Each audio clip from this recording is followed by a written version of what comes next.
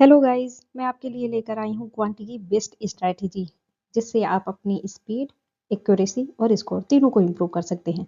मैंने 6-7 साल bank exams की प्रिपरेशन को दिए हैं और कई सारी एग्जाम्स में बैठी हूँ। तो पिछले कुछ सालों के अनुभव से जो भी मैंने सीखा है वही सब कुछ मैं आपके साथ शेयर करने जा रही हूँ। सबसे पहले बात करते हैं स्पीड मैथ्स की। बैंक एग्जाम में सारा खेल वक्त का होता है क्योंकि बैंक एग्जाम में स्पीड ही सिलेक्शन डिसाइड करती है। तो स्पीड इंप्रूव करने के लिए आप टेबल 1 to 25 याद कर लीजिए। अगर आप 25 इंटू 18 करने के लिए पेन पेपर उठा रहे हैं तो आप रेस में बहुत पीछे हैं।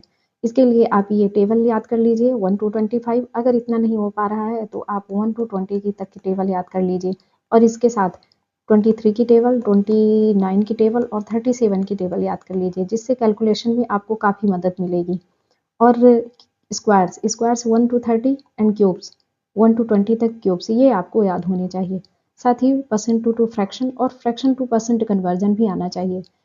जैसे 11.11% है तो ये आपको पता होना चाहिए 1/9 होता है। और अगर 1/6 है तो ये भी आपको पता होना चाहिए 16.66% होता है। डेली आधे घंटे कैलकुलेशन की प्रैक्टिस करो, इससे आपकी स्पीड इंप्रूव होगी।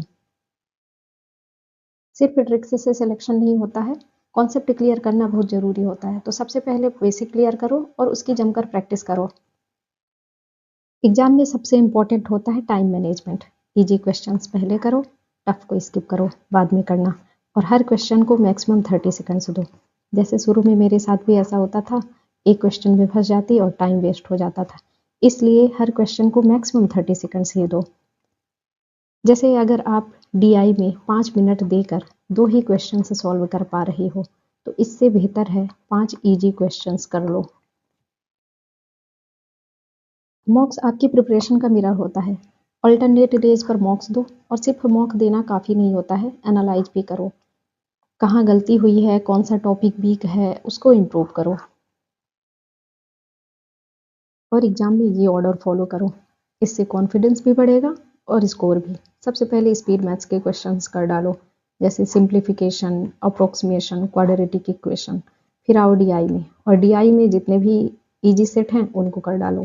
फिर अरिथमेटिक में, अरिथमेटिक के स्ट्रॉन्ग टॉपिक्स के जितने क्वेश्चंस हैं सबको कर डालो। फिर नंबर सीरीज में मिसिंग नंबर सीरीज है तो उसको कर डालो।